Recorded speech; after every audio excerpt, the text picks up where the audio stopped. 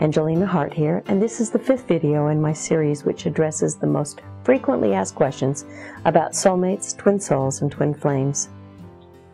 What is this intense longing that people have to join with their twin at this time, and what's it got to do with the year 2012? Ever since the fractal splitting of the twins into genders, mankind has had the internal impulse to rejoin with the twin. It is in fact encoded within our DNA to return to conscious union with our twin flame, our soulmates, and with God. This is why throughout history you've seen this drama of romancing the one played out in art, literature, music, film, myth, legend, and all of our religious belief systems. But it's true that the intensity of this longing for union has been amped up in the last few decades. Everyone knows time is speeding up as we come to the end of what the ancients referred to as a world age. Jewish, Mayan, and Vedic writings indicate that a world age is one of 5 ages within a larger cycle of some 26,000 plus years, each of which lasts for approximately 5,125 years. The 5,000 plus year period is the time envelope in which we hopefully master certain vibrations of experience in our evolution.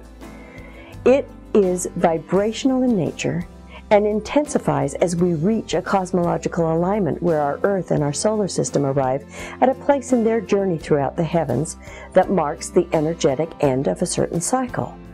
Physically, our particular solar system is passing through the shortest part of an orbit that looks like an ellipse, whose far end carries us to the most distant point from the core of our home galaxy, the Milky Way.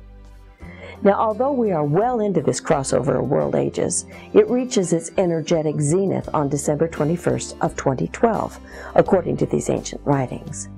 This, of course, corresponds to the winter solstice. Because of this alignment, we're experiencing powerful forces of energy and magnetic fields that radiate from the core of our galaxy, which affect us physically, spiritually, emotionally, and psychologically.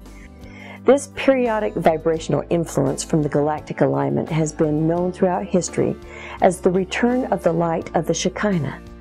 Great temples have been built since the time of Solomon to accept and direct the energies from this galactic alignment into the Earth's energy grid itself. And that energy in the Earth grid assists the evolutionary cycles on the planet and everyone and everything that is evolving upon it. Now, our false sense of separation from God, our source, has seen mankind steeped in all manner of ego's illusion that played out for eons of time in the form of survival, both individually and collectively. This membrane of separation consciousness is much like the physical membrane that separates the 2 halves of the human brain. The current shift of energy allows for an opportunity to dissolve the membrane of separation consciousness. The winter solstice of 2012 marks the energetic line that defines the 2 halves of our disc-shaped galaxy. In the same way the equator divides the Earth, we're now passing through the equator of the galaxy, and it will align us with a great sun that lies at the heart of the Milky Way. Of course, this energetic alignment doesn't happen overnight. It began in 1980 and will end well after 2012, in approximately 2017. In the 80s, an energetic seal of the heart and its correlating energetic seal within the DNA began to crack open in much of humanity. The shift in energy began a pulse of intensified longing for unity, the very thing that initiates a return to the core of our true identity as love, as an individualized expression of God. This signal is intended as a homing beacon, a navigational tool to indicate where we are on our soul evolution, and the process of balancing these 2 primal forces of creation within ourselves, not only individually, but also collectively.